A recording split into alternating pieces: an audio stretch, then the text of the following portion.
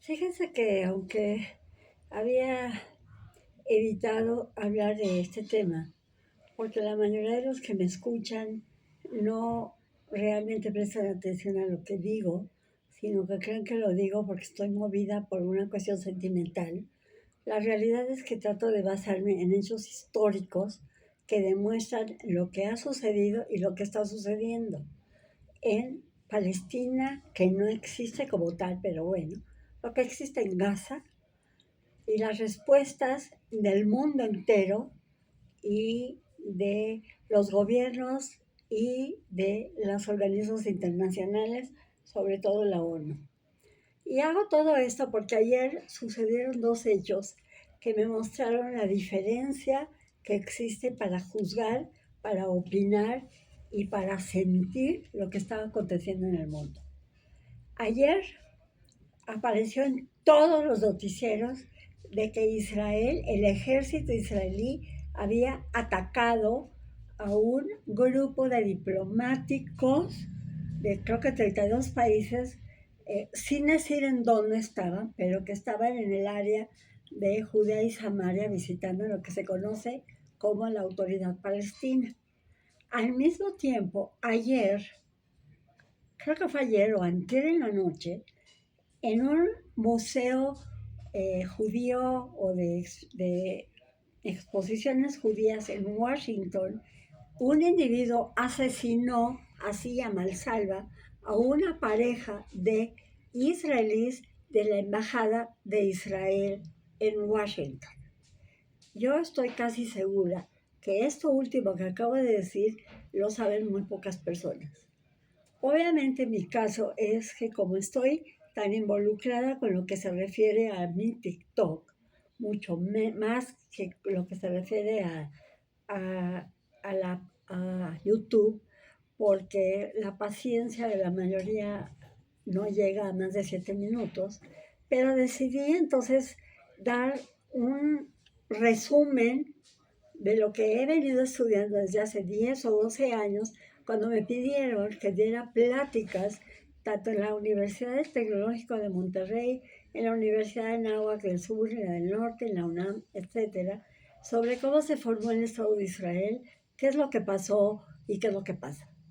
Entonces, haciendo una suma rapidísima, basada exclusivamente, insisto, en hechos históricos, mencionaré que se crea después de la Primera Guerra Mundial un organismo que se llamó Sociedad de Naciones o la Liga de las Naciones, cuyo objetivo principal era lograr mantener la paz internacional para que no se volviera a dar un conflicto bélico como el que se había dado en la Primera Guerra Mundial.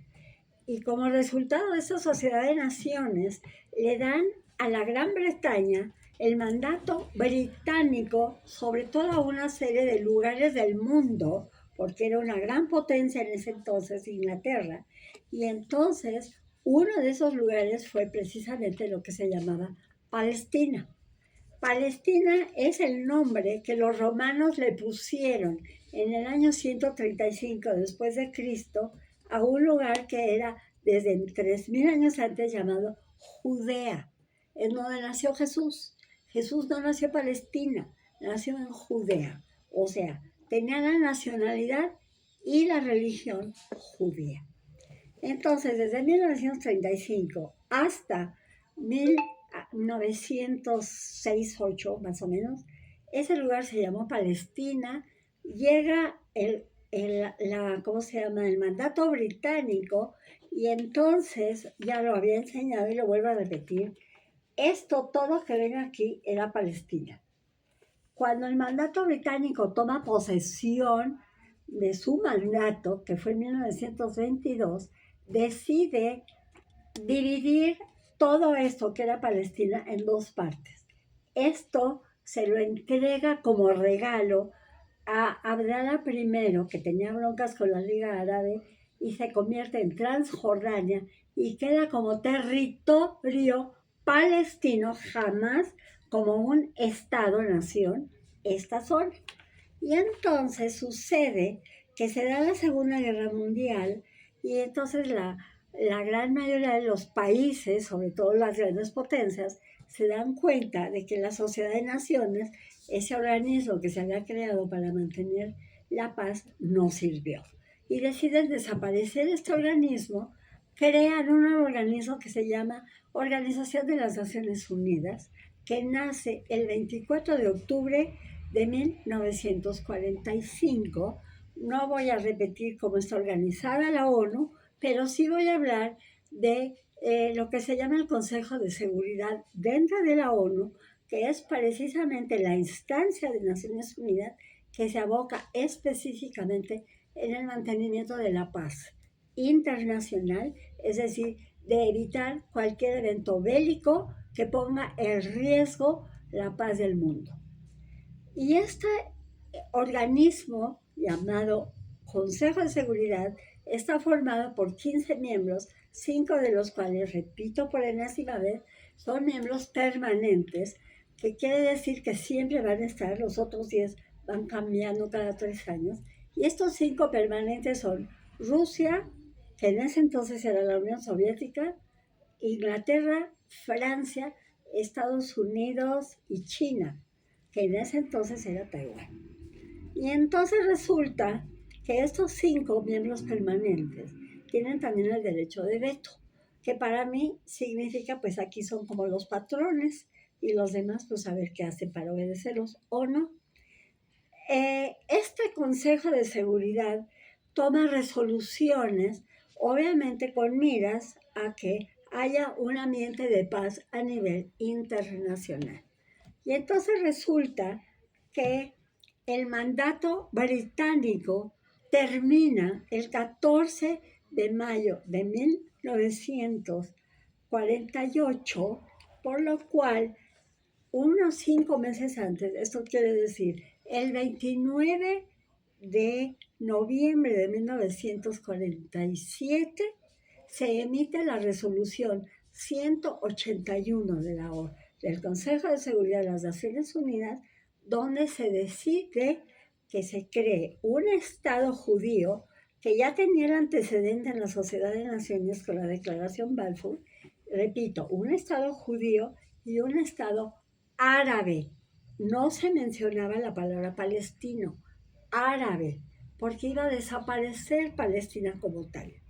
Y en el centro, que es donde está Jerusalén, iba a quedar como un lugar internacional que iba a ser administrado por la Organización de las Naciones Unidas. Y esta fue la decisión de esa resolución. Lo que ven ustedes con el color como cafecito iba a ser el Estado judío, y lo que ven como amarillo iba a ser el Estado árabe. Si se dan cuenta, frontera con Egipto, frontera con Jordania, Siria y Líbano.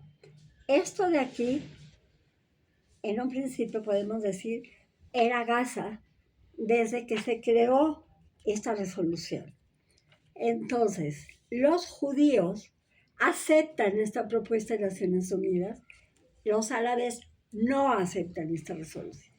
Entonces, al retirarse el mandato británico el 15 de mayo a las 12:01, David Ben-Gurión declara la independencia del Estado de Israel, y 2 días después, o un día después, no les voy a decir la hora, 10 países árabes, unos dicen que 6, unos dicen que 8, los que rodean lo que ahora es el Estado de Israel, atacan al Estado de Israel recién formado porque no desean tener un núcleo judío en esa zona, ¿ok? Entonces, resulta que al iniciarse este conflicto bélico, abandonan el Estado de Israel ya formado una serie de árabes que tenían el nombramiento de palestinos exactamente igual como Ben Gurión, como Golda Meir y toda una serie de personajes que tomaron el liderazgo del Estado de Israel. Sus antecedentes de todos ellos eran Palestina, exactamente igual, podemos decir, como la isla que ahora se llama Sri Lanka y que antes se llamaba Ceilán. Bueno, entonces resulta que toda una serie de árabes palestinos deciden abandonar lo que sería el Estado de Israel, y en vez de que fueran aceptados por Egipto como debía hacerse, apoyados en el derecho internacional de asilo, deciden asignarlos en la Franja de Gaza, que era territorio de Egipto. Obviamente, nadie le exigió a Egipto que obedeciera al derecho internacional de asilo, que recibiera a estos árabes y que les diera una situación de refugiados con dignidad. Al mismo tiempo, estos países árabes que pierden la guerra con Israel expulsan de su territorio a más de 830,000 judíos, de los cuales cerca de 500,000 se quedan en el recién formado Estado de Israel. La guerra de independencia entre el Estado de Israel y estos países árabes dura hasta junio de 1949. Y entonces resulta que al terminar hay un cese el fuego inducido por la Organización de las Naciones Unidas, en donde quedan las líneas, no fronteras, sino líneas de cese el fuego en este territorio. Todo esto ya queda como Israel. Estas son las líneas de cese el fuego. Y entonces, ¿qué sucede? Que en diciembre de ese mismo año, 1949, se crea lo que en inglés se llama UNRWA, que en inglés sería United Nations Relief and Works Agency for Palestinian Refugees. Antes de este diciembre de 1949, el término refugiados palestinos no se había dado. Lo interesante de este organismo UNRWA es que es el único caso de una instancia dentro del marco de la Organización de las Naciones Unidas que está creado exclusivamente para dar apoyo a un grupo que se llama ahora refugiados palestinos. Y estos refugiados palestinos, desde diciembre de 1949, sus líderes fueron recibiendo cantidades enormes de dinero para aportarles a esta población, para mí mal llamada refugiados palestinos, porque son apátridas, se les diera el apoyo necesario para que pudieran vivir de una forma digna. Pero lo que sucede es que empiezan a aumentar la población, llamémosle palestinos, ni modo, y entonces Egipto decide que ellas se vayan de la Franja de Gaza y Jordania los recibe.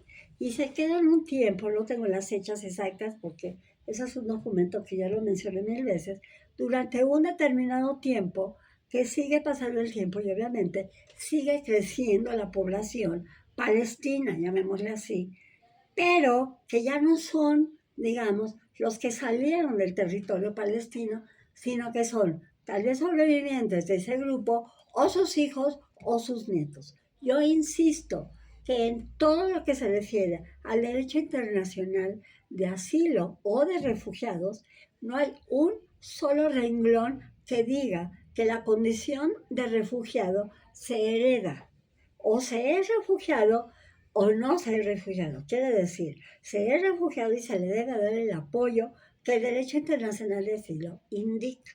Como crece más la población, Jordania se pone de acuerdo con Líbano, porque en ese entonces Líbano era realmente el país del Medio Oriente más floreciente. Y Líbano tenía y sigue teniendo la característica de que gran parte de su población es cristiana y gran parte de su población es musulmana. Inclusive en la Constitución del Líbano se dice, por lo menos eso es lo que a mí me habían enseñado, que cuando en las elecciones democráticas eligen como presidente a un musulmán, el primer ministro debe ser cristiano y viceversa. Si el presidente es cristiano, el primer ministro debe ser musulmán. ¿Qué sucede? También siguen creciendo la población palestina en lo que se refiere al Líbano. No voy a hablar del desarrollo de Irán, no voy a hablar más que de el inicio de organismos terroristas iniciados con la OLP, Organización de la Liberación Palestina, que por cierto su dirigente el señor Arafat ni siquiera era palestino, porque nació en el Cairo, pero él se abroga el derecho de crear un organismo para defender a los palestinos que ya en ese entonces estaban en Líbano, etc. Y en el momento en que se crea la OLP, que su primer renglón de su acta constitutiva es el objetivo es la desaparición o destrucción del Estado de Israel, a la semana de que se crea la OLP, las Naciones Unidas les conceden un lugar como oyente, digamos, ¿sí? Como con presencia, exactamente como el Vaticano, que tienen un lugar en la Asamblea General de las Naciones Unidas, aunque no tienen ni voz ni voto. Y entonces, ¿qué pasa? Se da la guerra de los 6 días, sucede que una vez más triunfa Israel contra el ataque de Egipto, Jordania, se les une Siria y Líbano, y esa guerra de los 6 días, que duró eso, 6 días, nuevamente triunfa Israel sobre estos 4 países, pero ahí sí decide no retirarse de los lugares que llegó a obtener, inclusive la unión del territorio que ocupa Jerusalén, del que no voy a hablar ahorita cuando se quedó la parte vieja en manos de los jordanos, porque no es el tema que ahorita nos interesa. A lo que quiero llegar es a que en el 2005 Israel, de motu propio, como iniciativa unilateral, decide ceder lo que es la Franja de Gaza, que es esto, y toda esta zona que se llama Cisjordania, después de haber firmado un acuerdo de paz con Jordania, para que todos estos, ¿cómo se llama?, palestinos, refugiados palestinos, tengan un lugar donde vivir en forma autónoma y puedan tener una vida decente. Todo ese tiempo, desde 1949, reciben sus líderes dinero, tanto de UNRWA como de ACNUR, que es el alto comisionado de las Naciones Unidas para los Refugiados. Hay una partida para los refugiados palestinos en el presupuesto de la Unión Europea y hay una partida en el presupuesto de los Estados Unidos también para apoyar a los refugiados palestinos.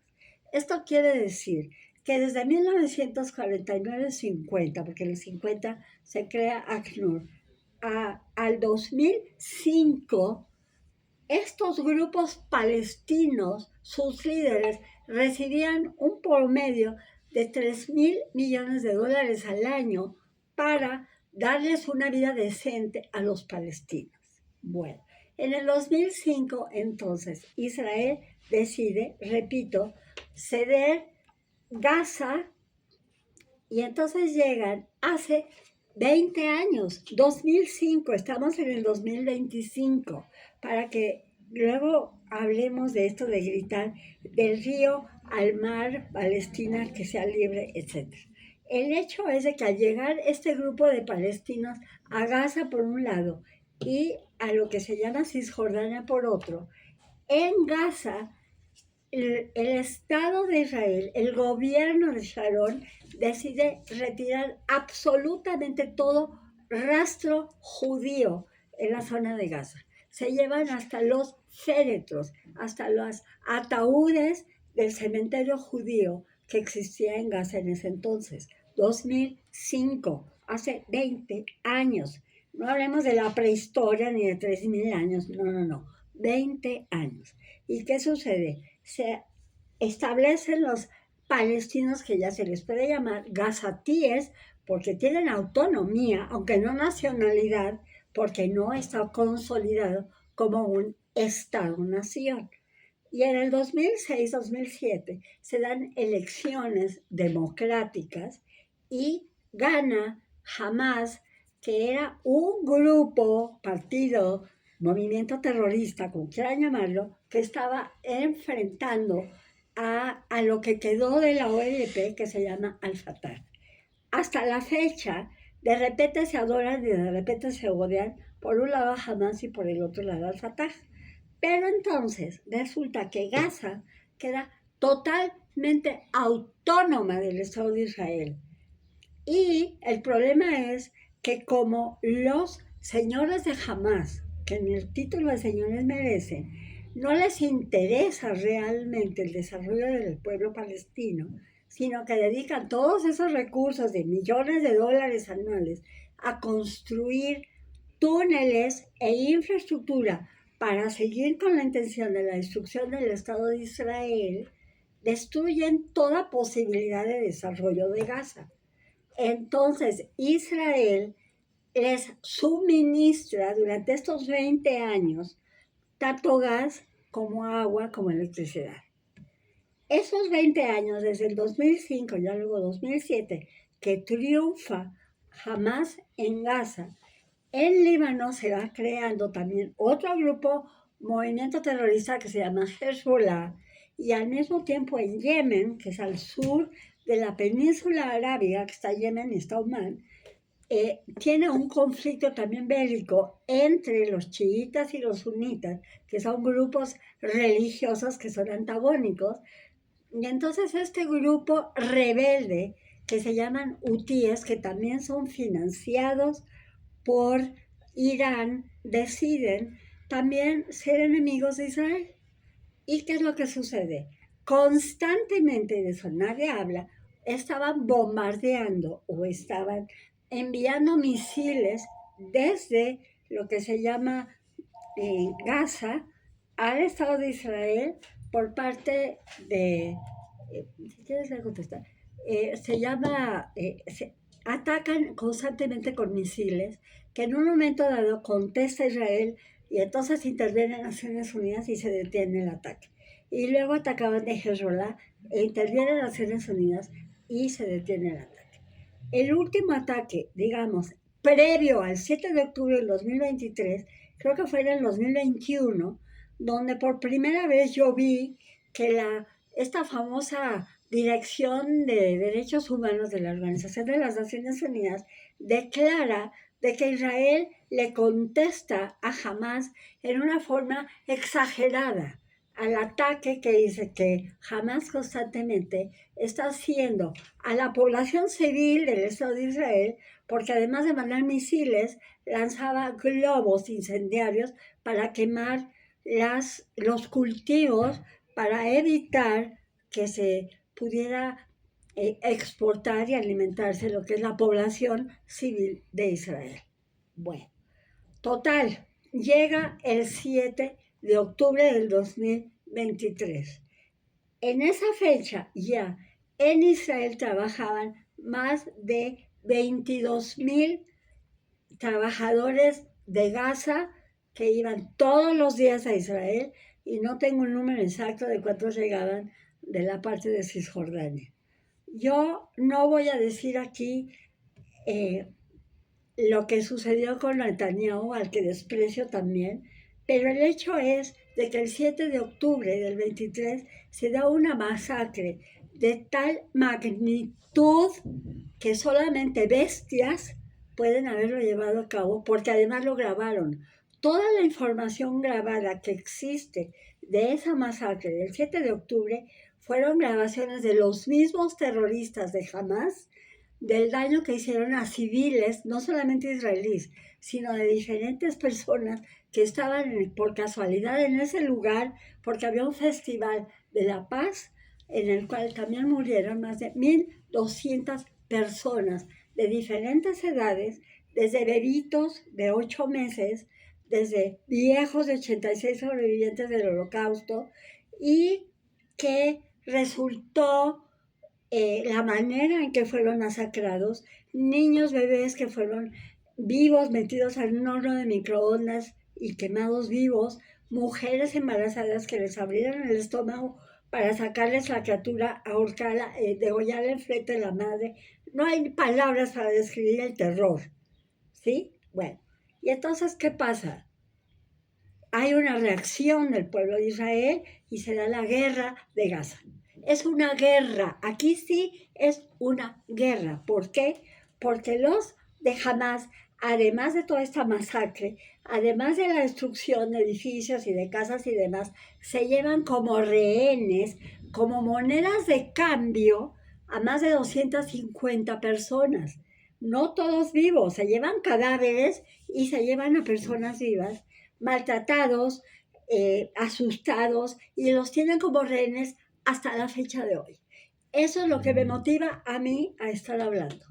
Todo el mundo ha hablado de las declaraciones que jamás hace sobre el fallecimiento de personas de Gaza, niños, mujeres, ancianos. Yo no veo una sola palabra, ni siquiera, que es lo que me dejó atónita, que el nuevo Papa, que ha sido nombrado no sé, ni siquiera hace un mes, acaba de hacer una declaración antier pidiéndole a Israel que suspenda la guerra en Gaza y que se termine la hambruna de los palestinos de Gaza.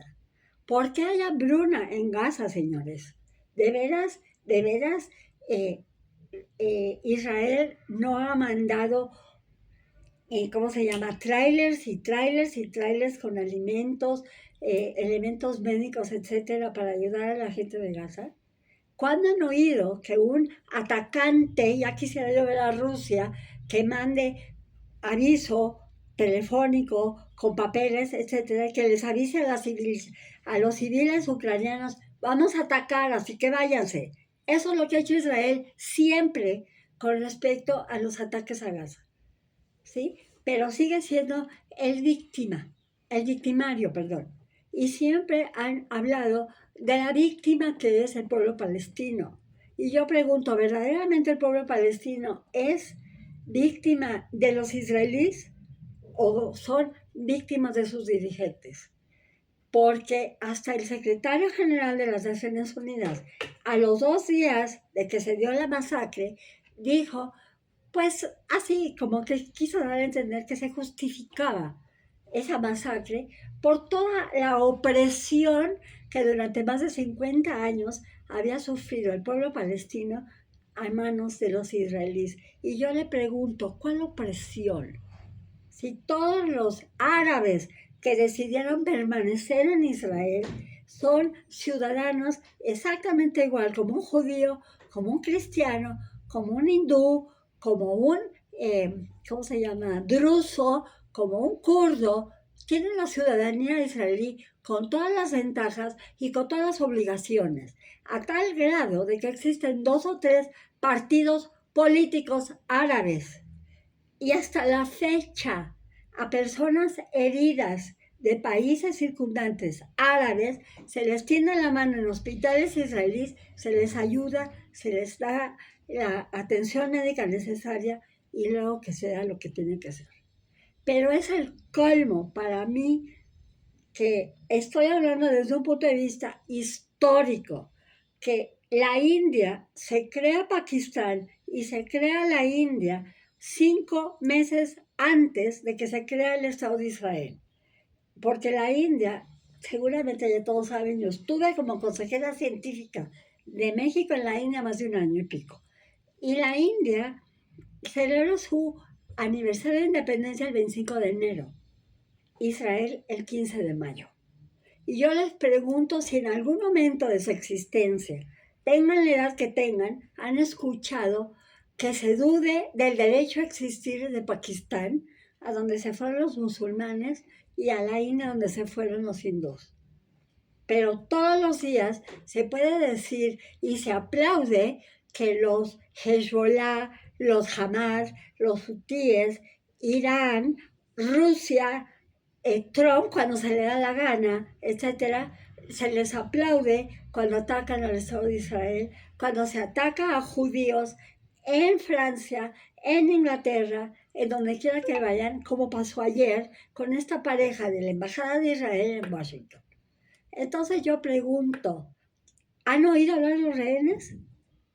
Señores, hace, no me acuerdo si fueron 6 o 8 meses, que liberaron a 3 rehenes, parecían salidos del gueto de Varsovia, en la época nazi, con forrados de todo tipo de indumentaria terrible, los terroristas de Hamas, obligándoles a leer una carta, mientras la gente, los gazatíes, cantaban, se reían y regalaban dulces como si fuera una fiesta al ver a 3 individuos que habían estado encerrados muchísimas veces porque ni siquiera se han fijado en lo que declaran estos liberados que estuvieron en habitación, en casas de civiles palestinos de Gaza, porque los obligan a los palestinos de Gaza, no los israelíes, los de Hamas. Y entonces nadie habla de los rehenes. Señores, si liberaran a los rehenes hace un año, se hubiera terminado la guerra. Si no los han liberado, tiene que seguir habiendo guerra. ¿Por qué? Porque la vida para el judío es importantísima. ¿Y cómo es posible que ni el Papa se acuerde, y perdónenme si estoy cometiendo una blasfemia, se acuerde que hay por lo menos 31 judíos rehenes vivos que merecen que se les dé el lugar que tienen y que los dejen libres? ¿Saben ustedes lo que es estar en una jaula o en un túnel sin luz, sin agua, sin medicina durante más de un año? Yo quisiera saber, cada uno de ustedes que me está escuchando, y al mismo secretario general de las Naciones Unidas, ¿qué haría si a su hija la violan 15 terroristas y le destrozan la pelvis? ¿Les aplaudiría? ¿O lo grabarían para aplaudirles? No, ¿verdad? Entonces todavía hay la desvergüenza que sucedió hace 3 o 4 días de que Canadá, Gran Bretaña o Inglaterra o el Reino Unido, llámenlo como quieran, y Francia deciden literalmente instruirle, ordenarle a Israel que detenga la guerra o sufre las consecuencias. ¿Quién es Francia para decirle a Israel que detenga una guerra cuando siguen recibiendo misiles tanto de Gaza como de Hezbollah, o sea, de Hamas, de Hezbollah en el norte, de Irán, de Yemen, de la autoridad palestina? Son 7 puntos que al mismo tiempo están atacando a Israel. Y todo el mundo aplaude. Yo quisiera saber qué haría cualquier ser humano si su país está siendo bombardeado mañana, tarde y noche. Entonces lo que se quejan es que hay muy poquitos muertos judíos. ¿Por qué? Bueno, pues porque desde que se creó el Estado de Israel ha vivido en estado de guerra. Y eso lo que ha provocado es que los gobiernos de Israel se preocupen por sus ciudadanos y cada 10 metros hay refugios para que en el momento en que suena la alarma de que va a caer un misil, como acaba de suceder ayer, que llegan misiles desde Yemen, que está a 2.000 kilómetros de Tel Aviv, y mandan misiles y les aplauden. ¿Qué tiene que ver los hutíes con Gaza? Ahora, es que son mis cuates, hay que ser solidarios. Entonces yo decidí tomarme la libertad de alzar mi voz, porque no hay otra, para expresar lo que pasa realmente, porque no me parece ni siquiera explicable por qué tanto odio, por qué tanta falta de reconocimiento a todo lo que el pueblo judío, desde que se creó su existencia, que también el padre de los judíos es el padre de los cristianos y el padre del Islam, que es Abraham, cuánta contribución el pueblo judío le ha hecho a la humanidad y cuánto daño le ha hecho a la humanidad, como para que se desee su muerte. Yo pregunto, ¿de veras el mundo va a ser maravilloso en el momento que desaparezcan todos los judíos del mundo? Quisiera verlo, porque sí, que desaparezca, pero que se lleven todo lo que han creado, inclusive el aparatito que me está grabando, inclusive gran parte de la famosa inteligencia artificial, que es resultado de mentes judías que están para ayudar al hermano, no para joder a nadie. Y entonces, hasta aquí me quedo. No espero recibir un solo comentario de nadie, porque no los voy a ver, porque ya sé que me van a mentar la madre y van a decir que soy una sionista genocida. Yo quisiera saber, ¿genocida de quiénes? ¿De quiénes? ¿De 2 millones de gazatíes que sigan comiendo y siguen teniendo luz gracias a Israel? Cuando haya 6 millones de refugiados palestinos en todos los países árabes, Siria, Líbano, Jordania, Irán, hasta en Chile. Entonces, señores, o se tiene una moral humana para cualquier ser humano, o dejémonos de tanta lamentación, y ni modo. como decía un chiste de una vez, guerra es guerra. Y hay que reconocer que hay un momento en el que no queda otra más que levantarse en armas para defender tu propia vida y la de tu familia. Y al que le guste, y al que no le guste, y al que le duela, que se sode, que es mi frase. Muchas gracias, espero verlos pronto con otros temas, porque ahorita la verdad yo sufro mucho. Por México y por Israel. Gracias.